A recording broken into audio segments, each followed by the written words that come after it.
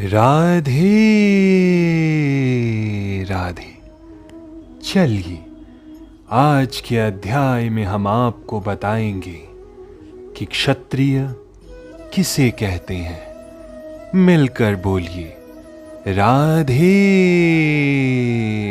राधे। क्षत्रिय होने के नाते अपने विशिष्ट धर्म का विचार करते हुए तुम्हें जानना चाहिए कि धर्म के लिए युद्ध करने से बढ़कर तुम्हारे लिए कोई अन्य कार्य नहीं है। अतः तुम्हें संकोच करने की कोई आवश्यकता नहीं है। सामाजिक व्यवस्था के 4 वर्णों में द्वितीय वर्ण उत्तम शासन के लिए है और क्षत्रिय कहलाता है। क्षत का अर्थ है चोट खाया हुआ। जो क्षति से रक्षा करे वही क्षत्रिय कहलाता है। त्रायते रक्षा प्रदान करने वाला।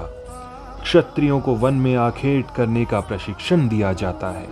क्षत्रिय जंगल में जाकर शेर को ललकारता है और उससे आमने सामने अपनी तलवार से लड़ता है। शेर की मृत्यु होने पर उसकी राजसी ढंग से अंत्येष्टि की जाती थी।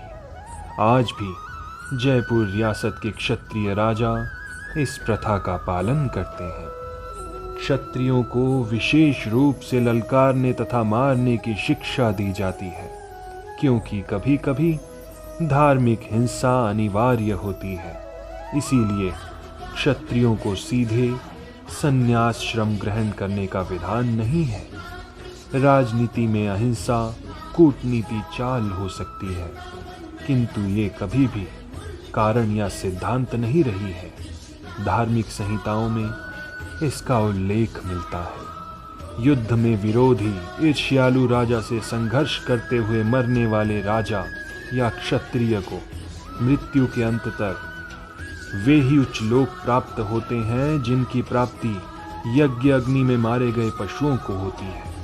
अतः धर्म के लिए युद्ध भूमि में वध करना तथा यज्ञ अग्नि के लिए पशुओं का वध करना हिंसा कार्य नहीं माना जाता।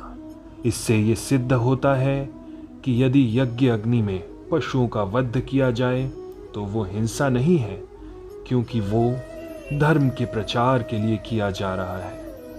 क्योंकि इसमें निहित धर्म के कारण प्रत्येक व्यक्ति को लाभ पहुंचता है और यज्ञ में बलि दिए गए पशु को एक स्वरूप से दूसरे में बिना विकास प्रक्रिया के तुरंत ही मनुष्य का शरीर प्राप्त हो जाता है।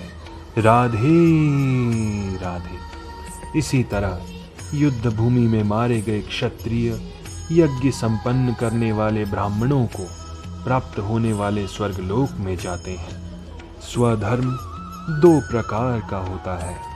जब तक मनुष्य मुक्त नहीं हो जाता तब तक मुक्ति प्राप्त करने के लिए धर्म के अनुसार शरीर विशेष के कर्तव्य करने होते हैं। जब वो मुक्त हो जाता है तो उसका विशेष कर्तव्य या स्वधर्म आध्यात्मिक हो जाता है और देहात्म बुद्धि में नहीं रहता।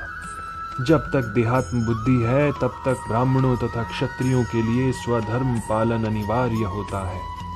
स्वधर्म का विधान भगवान द्वारा होता है, जिसका स्पष्टीकरण 4th अध्याय में किया जाएगा।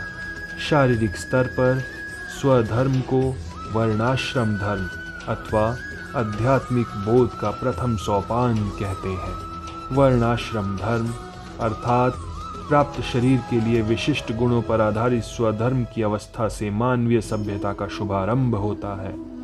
वर्णाश्रम धर्म के अनुसार किसी कार्य क्षेत्र में स्वधर्म का निर्वाह करने से जीवन के उच्चतर पद को प्राप्त किया जा सकता है। मिलकर बोलिए राधे राधे। राधे